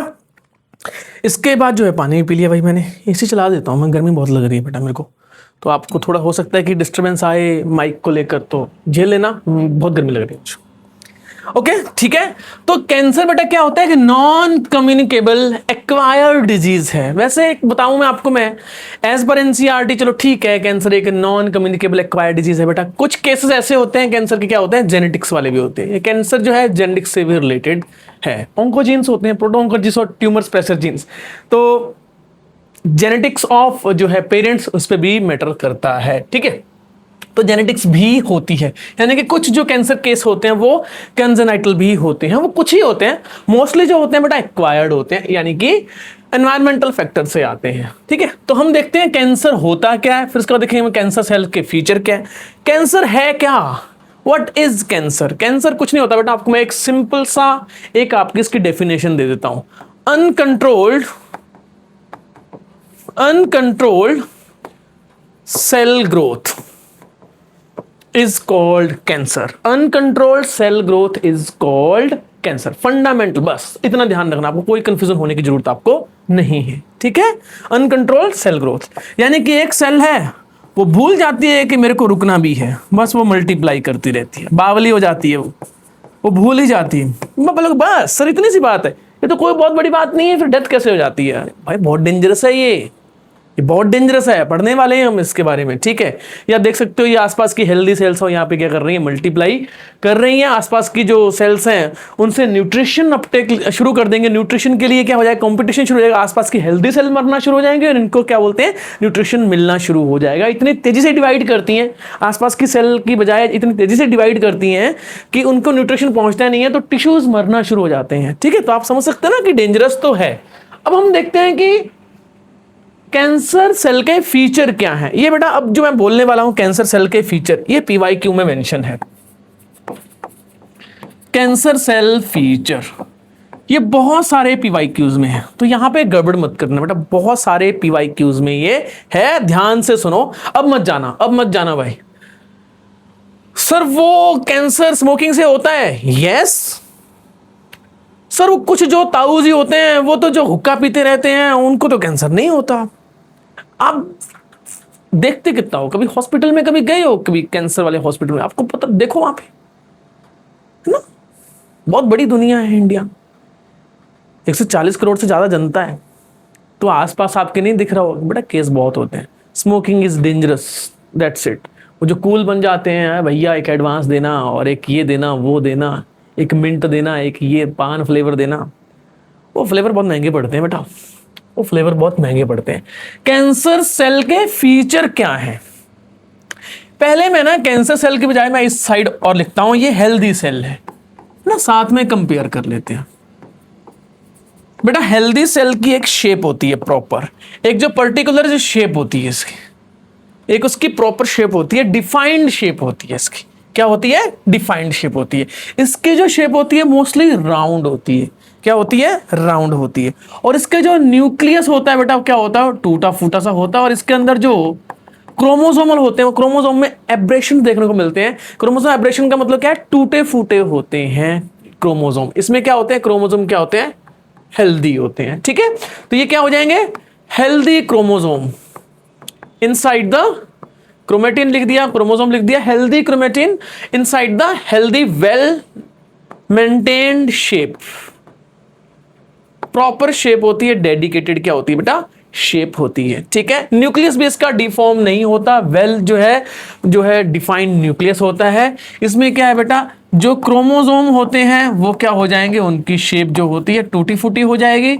यहाँ पे क्या मिल जाएंगे, टूटे फूटे से क्रोमोसोम मिल जाएंगे। ठीक है, न्यूक्लियस क्या होता है बेटा, न्यूक्लियस भी उसका क्या होता है, डिफॉर्म्ड होता है, प्रॉपर शेप जैसी होनी चाहिए वैसा नहीं होता है। इस केस में बेटा क्या होता है, माइटोकॉन्ड्रिया वेल डेवलप होता है, अपना फंक्शनिंग काम बढ़िया काम कर रहा होता है। इस केस में बेटा जो माइटोकॉन्ड्रिया होता है वो डिफेक्टिव ही होता है मोस्ट केस में, और क्योंकि माइटोकॉन्ड्रिया डिफेक्टिव होता है, ये ग्लाइकोलाइसिस के ऊपर डिपेंड है। बेटा जो मेरा पीएचडी के टाइम पे ना कैंसर सेल्स का जो है जो लिम्फोसाइट के साथ, टी हेल्पर सेल के साथ और मैक्रोफेज के साथ क्या इंटरेक्शन रहा है, ठीक है, ये मैंने इसके ऊपर काम किया था अपनी पीएचडी में। 2014-15 की बात है, अब तो काफ़ी टाइम हो गया है। ठीक है बेटा, तो मैंने इसके ऊपर काम किया था 2012 से लेके मैंने जो है 14-15 तक बेटा इस पे काम किया था। तो उसमें जो कैंसर सेल के बारे में काफ़ी मैंने जाना था, तो मैं आपको बता देता हूँ थोड़ा सा। ऑल द एनसीईआरटी में इतना मेंशन नहीं है, आपको डिटेल में नहीं जाना, बट थोड़ा बहुत देख लेते हैं। एक चीज़ है कि ये वाली जो सेल होती है, जो हेल्दी सेल होती है बेटा, वो आसपास की सेल के कॉन्टैक्ट में या सरफेस के कॉन्टैक्ट में आती है, या फिर आसपास के सेल के कॉन्टैक्ट में आएगी, तो क्या कर देगी, ग्रोथ उसकी क्या हो जाएगी, स्लो हो जाएगी। क्या हो जाएगी, उसकी स्लो हो जाएगी। यहां पे क्या होता है बेटा, कॉन्टैक्ट इनहिबिशन होता है। ये किससे बात ही नहीं करती है, ये किससे बात ही नहीं करती है, किससे बात नहीं करती। अगर किसी के साथ टच भी कर जाए तो फर्क ही नहीं पड़ गया उसको, यानी कि किसी सरफेस के साथ टच कर जाए तो ये क्या करेगी, इसको फर्क नहीं पड़ेगा। कॉन्टैक्ट इनहिबिशन क्या बोलते हैं, इसमें नहीं होता है, कॉन्टैक्ट इनहिबिशन इसमें नहीं होता है। कहने का मतलब है कांटेक्ट पे इसकी ग्रोथ इनहिबिट नहीं होती है, यहां पे कांटेक्ट इनहिबिशन बेटा होता है, ठीक है। और ये क्या करती है, अनकंट्रोल्ड। अनकंट्रोल्ड ग्रोथ का मतलब क्या होता है, बिना किसी जो है बेटा एक्सटर्नल सिग्नल के, बस इंटरनल सिग्नल से क्या हो जाती है, ग्रोथ करती रहती है। अनकंट्रोल्ड ग्रोथ होती है इसकी, और इसकी क्या होती है, कंट्रोल्ड ग्रोथ होती है। इसकी क्या होती है, कंट्रोल्ड ग्रोथ। कितनी करनी है, कितने सेल डिवीजन करने हैं, कितनी बार सेल डिवाइड करनी है, ये पैरामीटर्स पूरे पूरे सेट होते हैं, ठीक है। तो आप समझ गए बेटा, 2-3 फीचर समझ गए कि हेल्दी सेल और कैंसर सेल कैसी होती है, ठीक। अब ये जो एक्चुअली क्या होती है, ग्रुप भी बना लेती है और डिटैच भी बहुत ईजिली हो जाती है। ये जो होते हैं प्रॉपर टिश्यू बनाती है और डिटैच ईजिली नहीं होती है, ग्रुप बनाती है। ये वाली क्या है, ग्रुप बना लेती है, बट डिटैचमेंट भी बेटा क्या होती है, इसकी हो सकती है, जैसे कि मेटास्टेसिस में होता है। तो ये वाला हमने देख लिया, कैंसर सेल के फीचर देख लिए। इसके बाद हम देखते हैं कॉज ऑफ कैंसर, कैंसर कौन कॉज करता है वो हम देखते हैं। अब यहां पे रुक जाओ भाई, अब यहां पे रुक जाओ। डेली लाइफ में जो है इसका जो है वैल्यू है, डेली लाइफ में एप्लीकेबल है बेटा, तो सुनते हैं, देखते हैं। Cancer, cause of cancer. Obviously cause of cancer क्या होता है, एक चीज तो क्लियर है, जेनेटिक मटेरियल के साथ छेड़छाड़ है, जेनेटिक मटेरियल के साथ छेड़छाड़ है। तो इसके कई रेट जो है बेटा वो होते हैं, एजेंट्स होते हैं, ठीक है। कॉज ऑफ कैंसर में कौन सा आ गया हमारा, जो है म्यूटाजेंस होते हैं बेटा, म्यूटाजेंस इसको कॉज करते हैं। म्यूटाजेंस का मतलब क्या है, म्यूटेशन होती है एक पर्टिकुलर जीन्स में, कुछ जीन्स होते हैं, ठीक है, जो हमारी सेल को, उसकी ग्रोथ को कंट्रोल करते हैं, उसमें म्यूटेशन हो जाए तो कैंसर होता है। वो कौन कौन से जीन होते हैं मैं अगली स्लाइड में बताने वाला हूं, ठीक। तो सबसे पहले है बेटा कौन सी है, रेडिएशन। तो ये फिजिकल एजेंट है, फिजिकल एजेंट में कौन सा हो गया, रेडिएशन। कुछ होते हैं केमिकल एजेंट बेटा, केमिकल एजेंट, ठीक है। कुछ क्या होते हैं केमिकल एजेंट और कुछ क्या होते हैं फिजिकल एजेंट। तो फिजिकल एजेंट में कौन सी आती है, फॉर एग्जांपल रेडिएशन। अब ये भी 2 टाइप की होती है, एनसीईआरटी मेंशन करती है, मैं उसी के अकॉर्डिंग बताऊंगा। आयनाइजिंग रेडिएशन, आयनाइजिंग रेडिएशन का मतलब क्या है, वो डीएनए को ब्रेक कर देगी, सिंगल स्ट्रैंडेड ब्रेक, या फिर क्या करेगी, डबल स्टैंडर्ड ब्रेक कर देगी, आयनाइजेशन कर देगी। वो क्या बोलते हैं, प्रोटीन का हो गया, डीएनए जेनेटिक मटेरियल का हो गया, डैमेज कर देती है, उसको क्या बोलते हैं, एटम्स को ही ब्रेक डाउन कर देती है, आयनाइजेशन कर देती है। और एक होती है नॉन आयनाइजेशन। अब ये क्या करती है, आयनाइज नहीं करती, डीएनए को ब्रेक नहीं करती, बट डीएनए की शेप को चेंज कर देती है। तो पहले केस में कौन सी है बेटा, पहले केस में है एक्सरे, गामा रेज, है ना, ये डेंजरस होती है। एक्सरे और गामा रेज जो होती हैं सबसे ज्यादा कैंसरस होती हैं। सर फिर वो जो एक्सरे हम करवाते हैं या सीटी स्कैन करवाते हैं, क्या उसमें कैंसर होने के चांसेस हैं?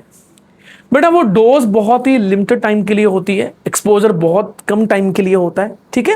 तो उसमें क्या है कि बॉडी उसको कर लेती है, झेल लेती है। अगर एक्सपोजर बहुत टाइम के लिए करवाया गया, यानी कि एक्सरे आप बार बार करवा रहे हो, आपने नहीं बताया कि भाई एक्सरे करवाने में इतना टाइम मेरे को लग गया है, अभी मेरे को बस 2-3 दिन ही हुए, 4-5 दिन, बैक टू बैक एक्सरे चल रहे हैं, तो बेटा फिर उस केस में कैंसर होने के चांसेस होते हैं। तो डॉक्टर हमेशा पूछता है कि आपको पिछली बार जब आपने जो है एक्सरे करवाया था, एक्सरे जो है इमेजिंग करवाई थी या फिर सिटी स्कैन करवाया था, तो आपको कितना टाइम हुआ है, वो आपसे पूछता है, सो दैट कि जो आपके गैप हो बीच में, है ना, ये चीज मेंशन होती है, डॉक्टर पूछता है आपसे।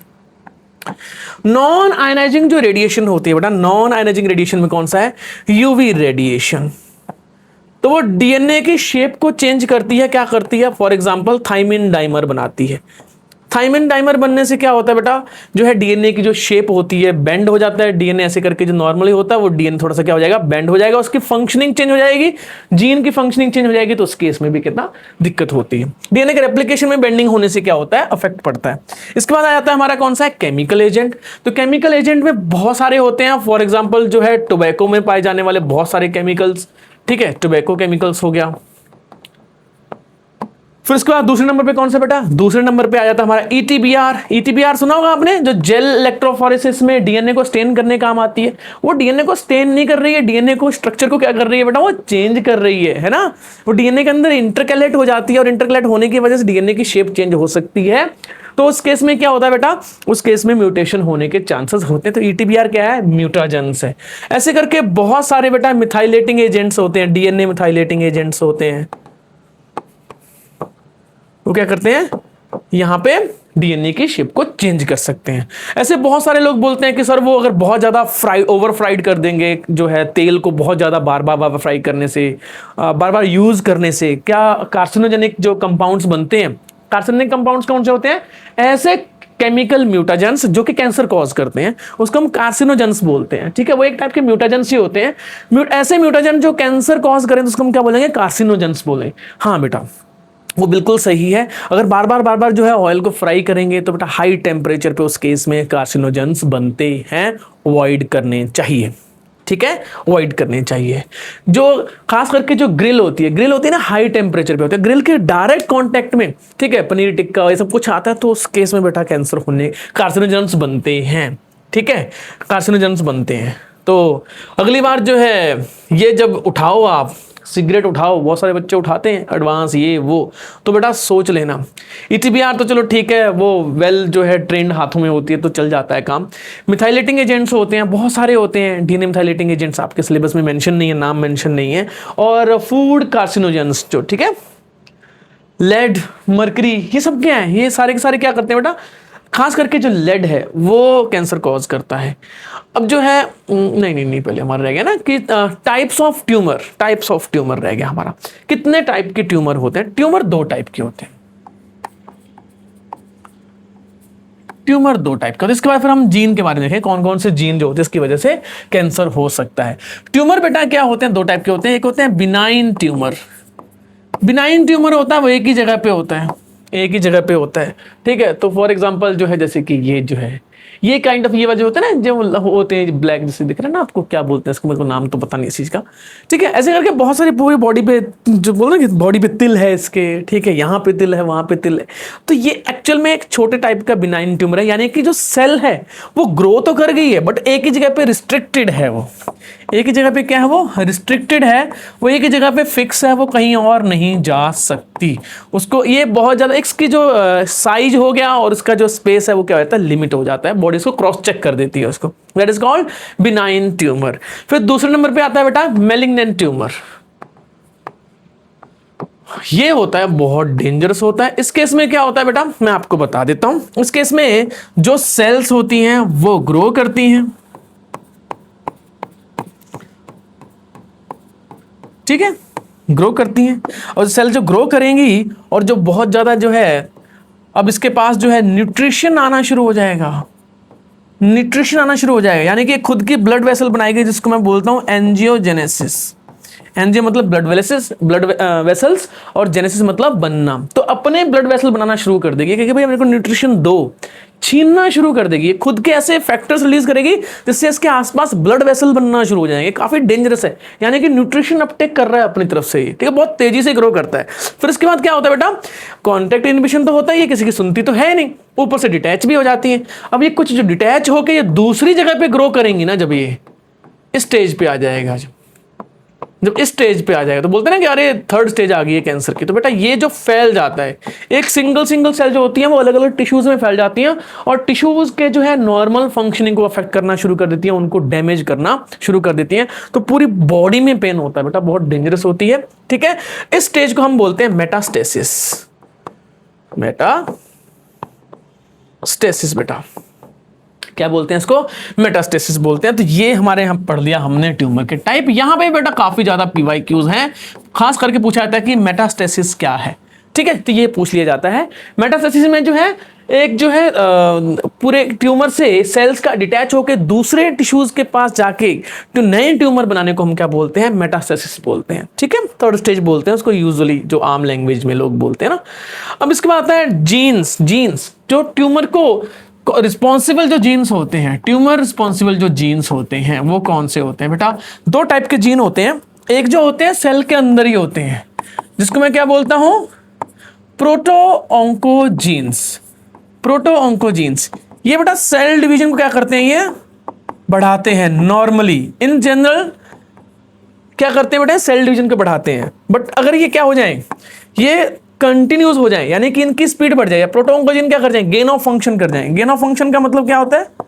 कि इनका फंक्शन गेन हो जाए, बहुत तगड़ा बढ़ जाए, इनका बहुत ज्यादा बढ़ जाए, तो सेल ग्रोथ अनकंट्रोल हो जाएगी। सेल ग्रोथ तो पहले भी करवा रहे थे, बट पहले कंट्रोल्ड वे में करवा रहे थे, अब क्या अगर गेन ऑफ फंक्शन हो जाए तो ये मोस्टली हमारी बॉडी के अंदर होते ही हैं और सेल डिवीजन में जो रोल प्ले करते हैं, बट क्या है बेटा वो गेन ऑफ फंक्शन करके एकदम से क्या करते हैं वो सेल ग्रोथ करवा सकते हैं। तो ऐसे करके बहुत सारे जीन हैं, मैं मेंशन नहीं करूंगा यहाँ पे, बहुत सारे जीन्स हैं बेटा।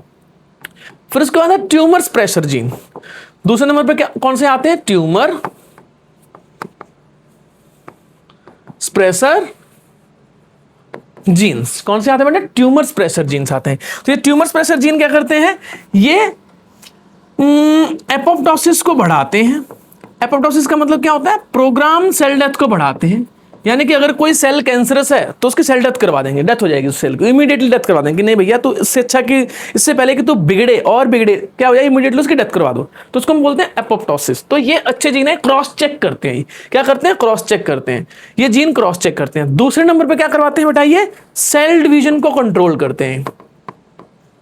सेल डिवीजन कंट्रोल करते हैं क्यों? क्योंकि चेक पॉइंट्स होते हैं। चेक पॉइंट जीन क्या होते हैं?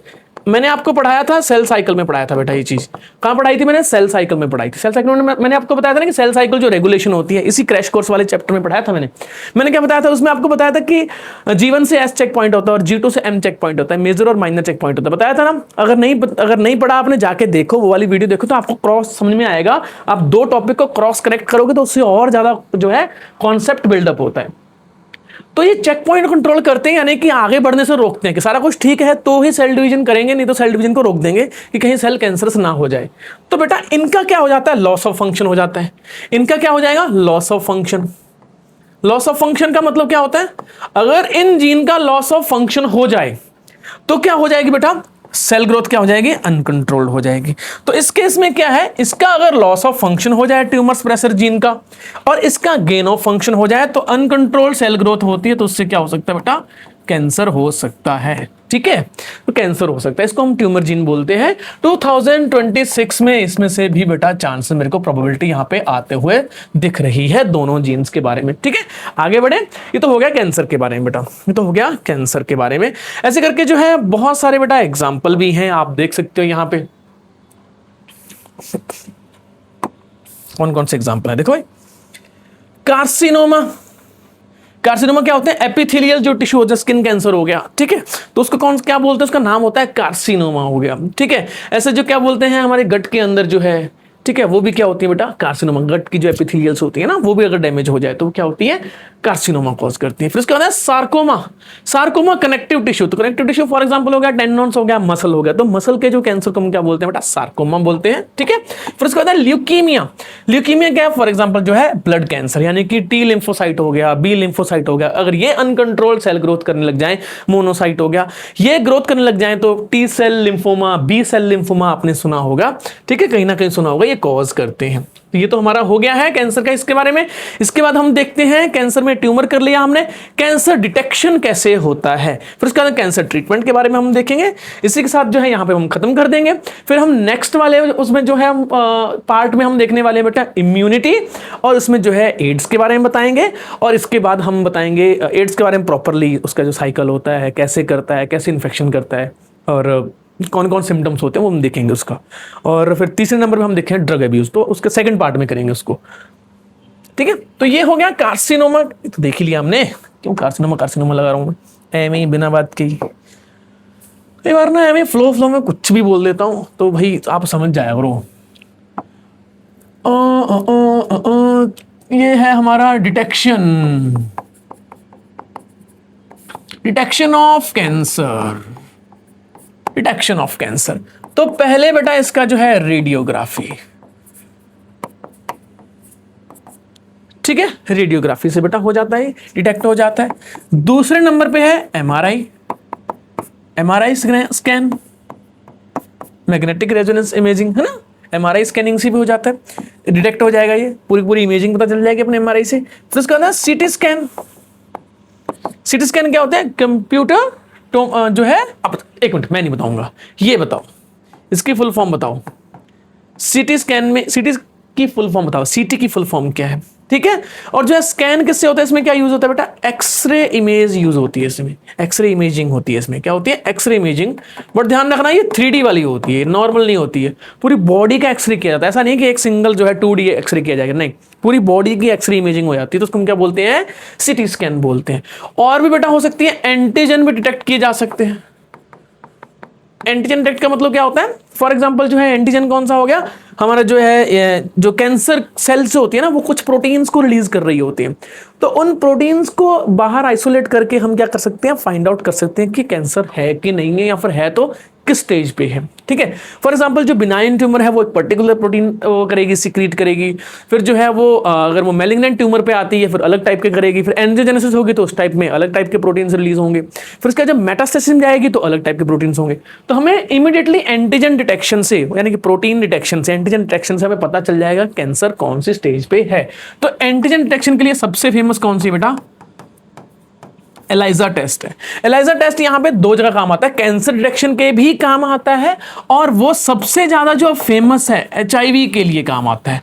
तो अगर आपके क्वेश्चन पूछे कि क्या जो है HIV एलाइजा जो है वो कैंसर के काम आता है डिटेक्शन के, HIV के, तो आपको मोस्ट प्रेफरेबली आंसर क्या देना है बेटा, HIV देना है। ठीक है, इस चीज का ध्यान रखना क्योंकि NCERT ये मेंशन करती है। ये तो हो गया हमारा डिटेक्शन यानी कि डायग्नोसिस हो गया। अब हम बात करते हैं ट्रीटमेंट। तो बेटा यहाँ पे ट्रीटमेंट जो होता है ना, तीन उस पे है, तीन इसके वो होते हैं। सबसे पहले नंबर पे बेटा क्या आ जाता है, कीमोथेरेपी, यानी कि ऐसे जो केमिकल्स होते हैं जो रैपिडली ग्रोइंग सेल्स को क्या करते हैं, इनहिबिट करते हैं, उसको किल करते हैं। ठीक है, rapidly growing cell, rapidly growing cells उसको क्या करेंगे, किल करेंगे। अब इसका एक थोड़ा साइड इफेक्ट होता है कीमोथेरेपी का।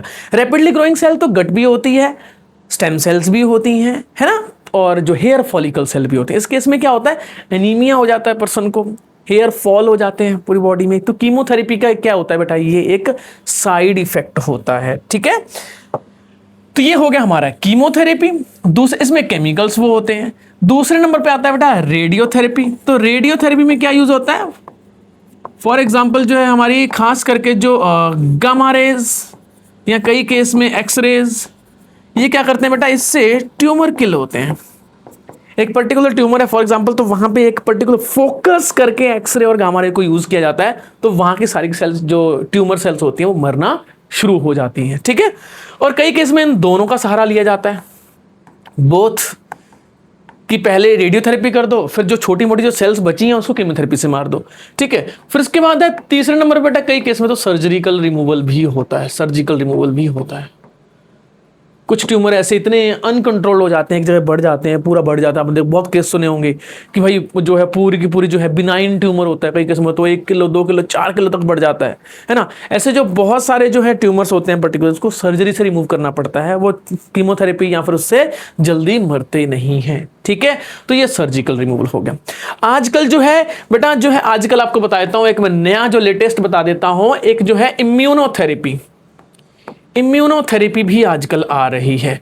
तो इम्यूनोथेरेपी में क्या देते हैं बेटा, मोनोक्लोनल एंटीबॉडीज आजकल एक नया चल रहा है। मोनोक्लोनल एंटीबॉडीज क्या होती हैं, मैं आपको बता देता हूं। ऐसी स्पेशल एंटीबॉडी जो सिर्फ और सिर्फ किसको डिटेक्ट करेंगी, कैंसर सेल को डिटेक्ट करेंगे, कैंसर एंटीजन को डिटेक्ट करेंगे, कैंसर सेल्स को डिटेक्ट करके उसके ऊपर बाइंड कर जाएंगे। एंटीबॉडी ऐसी होती हैं, वो नॉर्मल सेल्स के ऊपर बाइंड नहीं करेंगे। क्यों, कैंसर सेल के अपने मार्कर होते हैं, उनके अपने सरफेस एंटीजन होते हैं, उन्हीं को पकड़ करेंगे, किल करेंगे। तो ये थोड़ी सी महंगी टेक्निक है ना, मोनोक्लोनल एंटीबॉडीज। दूसरे नंबर पे है alpha interferon, alpha interferons. Alpha interferons क्या करते हैं बेटा, वो बाकी जो हेल्दी सेल्स होती हैं उसको भाई बचा के रखते हैं, और जो ये क्या है अल्फा इंटरफेरॉन्स जो होते हैं ये उसको जो पूरे इम्यून सिस्टम को बढ़ाते हैं, सो दैट कि कैंसर सेल ना बढ़े, वो नॉर्मल सेल्स भी कैंसर में कन्वर्ट ना हो। इंटरफेरॉन थेरेपी होती है। ठीक है, एक होती है मोनोक्लोनल एंटीबॉडीज थेरेपी। और भी बहुत सारे लेवल की जो थेरेपी आ गई है आपके सिलेबस में, सिर्फ इतना ही है। ठीक है, अब मैं जो है सेकंड पार्ट में बेटा हम इम्यून सिस्टम के बारे में देखने वाले हैं, वो बहुत जरूरी है। उसमें से भी बेटा इस वाले जो हमने पार्ट में 2 क्वेश्चन कवर किए हैं, 8 मार्क्स पक्के हैं आपके, और जो नेक्स्ट वाला जो पार्ट करवाने वाला हूं बेटा उसमें आपके 2 से 3 मार्क्स और पक्के हैं। उसमें हम कवर करने वाले हैं active immunity, passive immunity, innate immunity, acquired immunity, humoral immunity, CMI जो है सेल मेडिएटेड जो इम्यूनिटी, ठीक है। और साथ में हम कवर करेंगे जो है एंटीबॉडी मीडिएटेड इम्यूनिटी, फिर ऑटोइम्यून डिजीज हो गया वो देखेंगे, ठीक है। एलर्जी रिस्पॉन्स देखेंगे, एड्स के बारे में देखेंगे और ड्रग अब्यूज के बारे में देखेंगे, वो सेकंड पार्ट में आएगा। तो अभी मैं यहाँ पे कवर करता हूँ। अगर आपको जो है फ्री रिसोर्सेज चाहिए तो बेटा यहाँ पे आप क्लिक कर सकते हो, ठीक है। तो यहाँ पे आप क्लिक कीजिए, स्कैन कर लीजिए या फिर क्लिक कर दीजिए, आपका काम आ जाएगा। वहां पे जितने भी फ्री रिसोर्सेज हैं, फ्री क्विज DPP बेटा आपको अवेलेबल हो जाएंगे, ठीक है। तो चलो भाई मिलते हैं फिर सेकंड पार्ट में।